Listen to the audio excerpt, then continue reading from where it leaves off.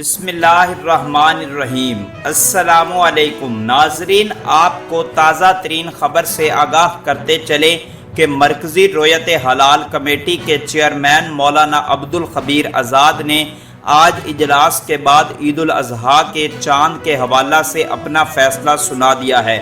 ان کا کہنا ہے کہ آج 29 جون 2022 بروز بدھ کو عید الاضحیٰ کا چاند نظر نہیں آیا، لہٰذا عید الاضحیٰ 10 جولائی 2022 بروز اتوار کو ملک بھر میں جوش و خروش کے ساتھ منائی جائے گی۔